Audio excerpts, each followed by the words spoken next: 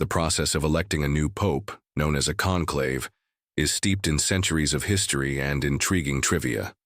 The term conclave itself, meaning with a key, originates from the longest papal election in history, which took place in Viterbo in the 13th century.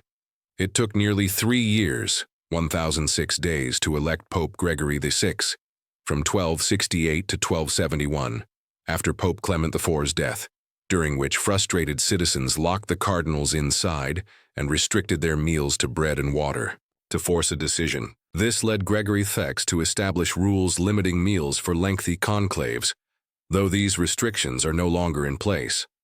While some early popes were elected the same day their predecessor died, rules were established to mandate waiting periods, now 15 days, to allow cardinals to travel.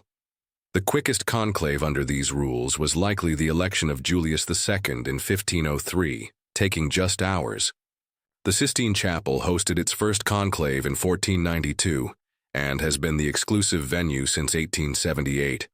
While most conclaves occurred in Rome, about 15 have been held elsewhere in Italy, Germany, and France. History also includes the Western Schism, 1378-1417, which saw rival claimants or anti-popes. Historically, conclaves posed health risks due to poor conditions before modern accommodations like the Domus Santa Marta Hotel were established. Secrecy became paramount to prevent political interference, evolving into the strict rules observed today. Next, Marvel Studios' latest entry, Thunderbolts, showed a promising start at the box office, collecting approximately $11.5 million during its Thursday night preview screenings. This figure positions the film slightly below the $12 million preview earnings of February's Captain America: Brave New World, but notably ahead of 2021 releases like Eternals, $9.5 million, and Shang-Chi and the Legend of Ten Rings, $8.8 million. Initial industry projections place the film's domestic opening weekend in the $70 million to $75 million range, potentially reaching $80 million based on previews.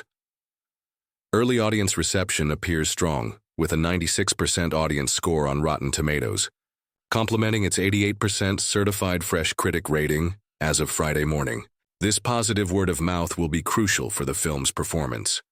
The movie, which serves as a follow-up to storylines from Disney Plus series like The Falcon and Winter Soldier and Hawkeye, as well as the Black Widow film, is seen as a key test for the summer box office, hoping to build on recent momentum from films like A Minecraft Movie and Sinners.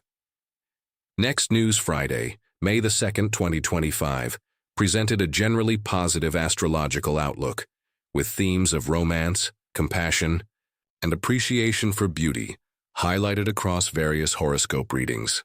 Venus aligning with Neptune particularly influenced signs like Taurus, promoting idealistic love and artistic appreciation.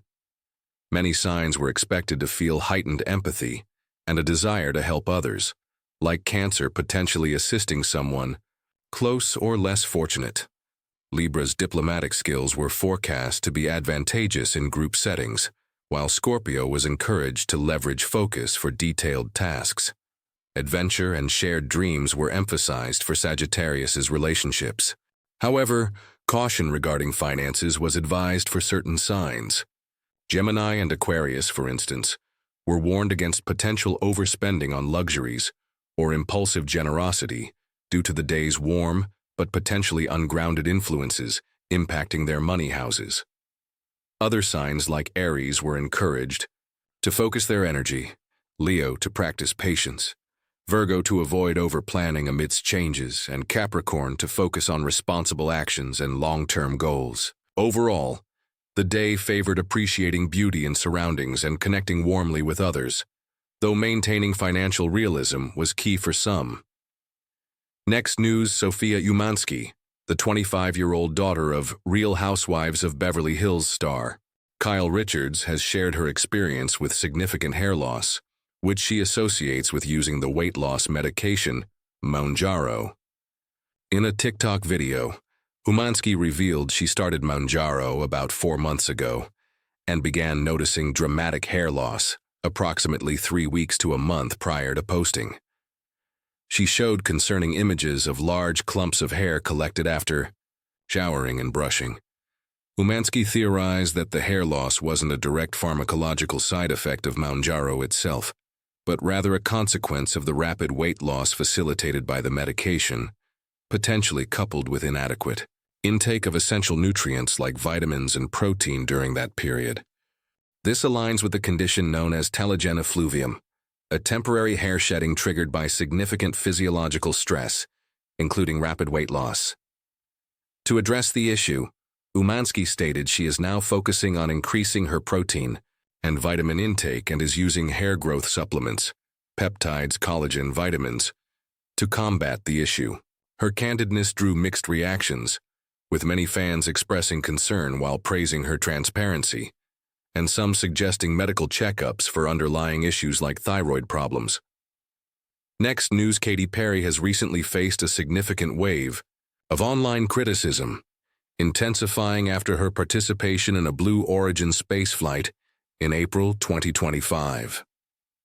The backlash targeted the trip itself, perceived as frivolous and environmentally questionable, her promotion of her Lifetimes tour during the event, and her subsequent stage presence.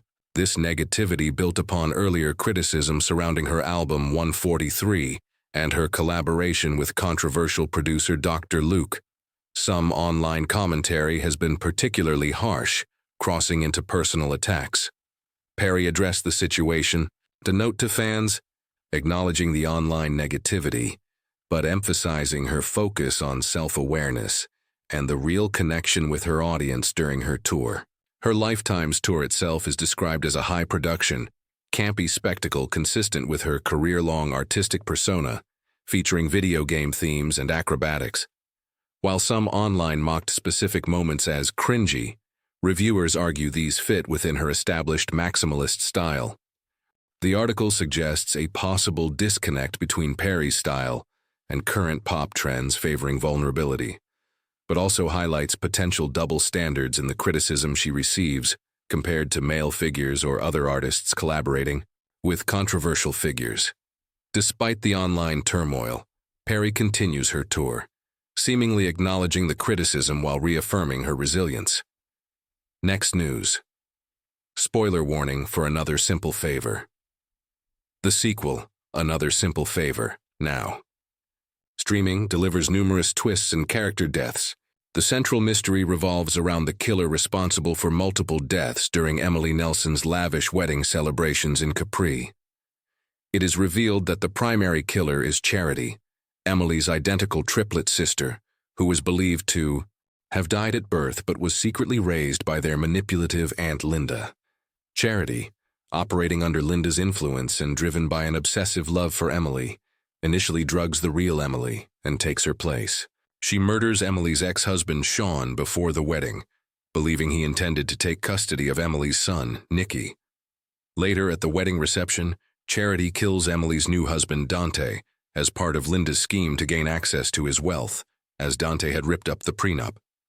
When their mother Margaret recognizes Charity, Linda smothers Margaret to silence her. The fourth major death occurs when Charity, refusing Linda's order to kill the real Emily, instead shoots Linda and throws her off a cliff.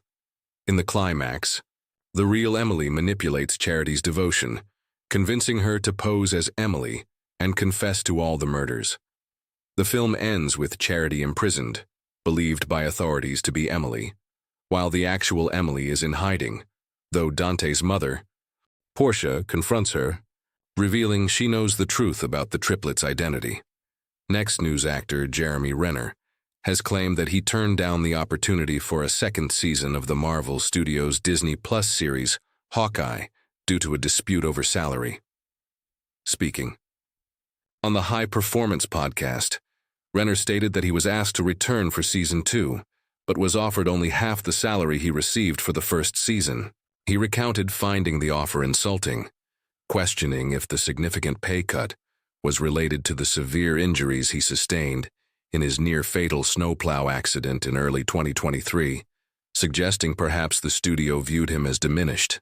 Renner clarified that he believed the offer came from penny pinchers, the accountants at Disney, rather than the creative team at Marvel Studios directly. He emphasized that he wasn't asking for more money, only to be paid his original salary for what he anticipated would be demanding work over an extended period. Due to the disagreement over compensation, the second season did not move forward. Despite this, Renner expressed his continued fondness for the character Clint Barton, a Hawkeye, and indicated he would still be willing to reprising the role in the future under different financial terms. An unnamed Disney source reportedly disputed Renner's claims, but did not provide specific details.